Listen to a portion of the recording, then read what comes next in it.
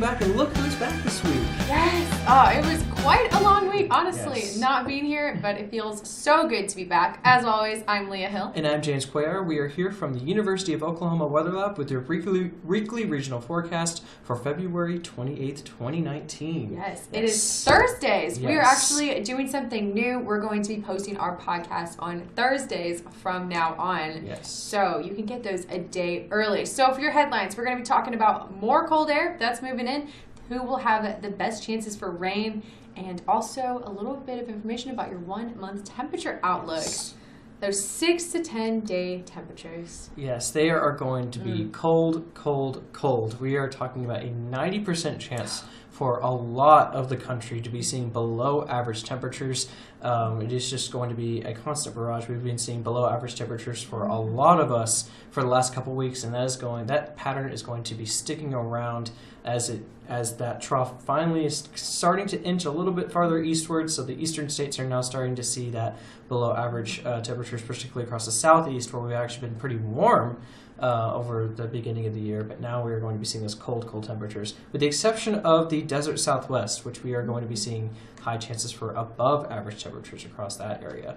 Now, in terms of our precipitation outlook, that atmospheric river is going to be setting up across the west coast for California, and we will be talking about that a little bit later, and on the effect of the drought there because of this atmospheric river and the amount of rain and snow that the Intermountain West has received. Across the Central Plains, we're going to be expecting that above average precipitation. And then we've had little pockets here and there, South Texas, the Northern Plains, Northern New England, and the Southeast will be seeing below average precipitation more than likely.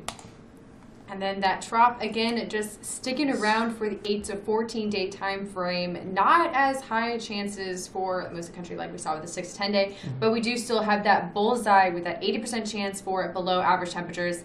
That is in Nebraska and even up through South Dakota, even touching a little bit of Iowa as well. But again, most of the country seeing those below average temperatures. But if you notice down in the southeast, the region of above average temperature chances has increased. So we're no longer seeing those little pockets here and there. Tampa, Florida, that region, it has the highest chance with a 60% chance of above average temperatures.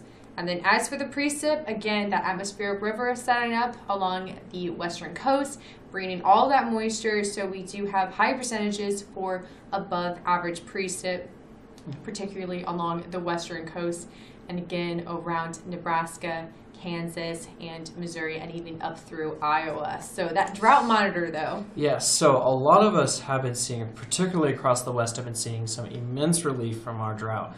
That exceptional drought that has been dominating the Four Corners region is all but pretty much gone.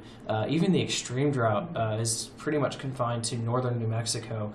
Oregon, which we saw extreme drought there last week, has now gone down to severe drought. California, pretty much the drought has been eradicated because of the amount of rain and snow that the region has received. Now, in terms of Texas, where we've seen some drought development, it hasn't changed all that much, which is good. We don't want to see that drought expand for western and southern Texas. So staying pretty stagnant this week in terms of that. But good news overall in terms of the drought. Now, briefly, earlier I mentioned the 1 month outlooks. We're actually not talking about that in our podcast tonight, and that is because some of the students who attend our shifts on Thursdays, they recorded their own podcast. So they will be releasing the March temperature and precipitation outlook tomorrow. So first day of March, you want to watch for that, and you'll definitely want to watch it and give it a share. Very excited to have that student involvement too. Oh yes, we love all the student involvement we can get. But once again, this podcast has been brought to you by the Oklahoma Weather Lab, and we are partners of the Southern Climate Impacts Planning Program.